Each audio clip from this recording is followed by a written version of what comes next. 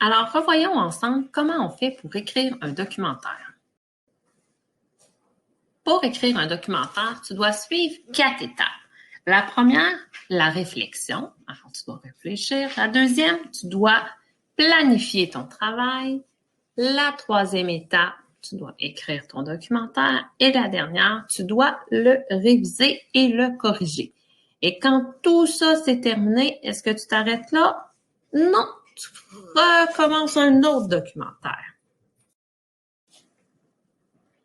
À l'étape de la réflexion, tu dois penser à quelque chose que tu connais et sur laquelle tu aurais envie d'écrire. Alors, ça peut être un sport, tu peux me parler d'un animal, tu peux me parler de l'espace, d'un pays, de l'école, de ce que tu veux, mais tu dois bien connaître ton sujet.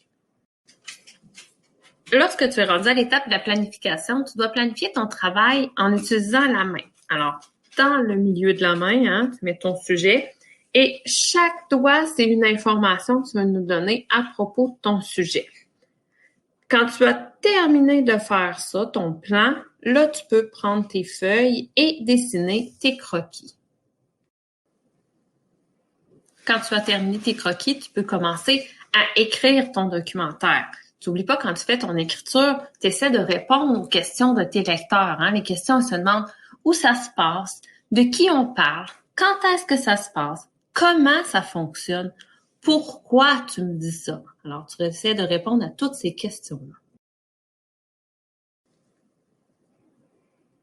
Quand tu écris, tu essaies aussi d'utiliser les mêmes stratégies que les auteurs utilisent. Alors, tu peux faire des comparaisons en me disant le requin a des dents aiguisées comme des couteaux.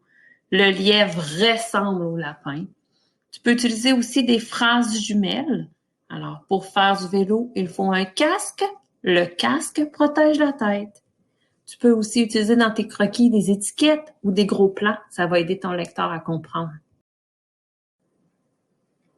La dernière étape, c'est la révision puis la correction de ton documentaire. Alors, pour le corriger, tu vérifies que tu as bien mis les espaces entre tes mots puis que tu as bien fait des belles lettres attachées. Tu t'assures que tu as des majuscules au début de tes phrases et des points à la fin de tes phrases en les entourant.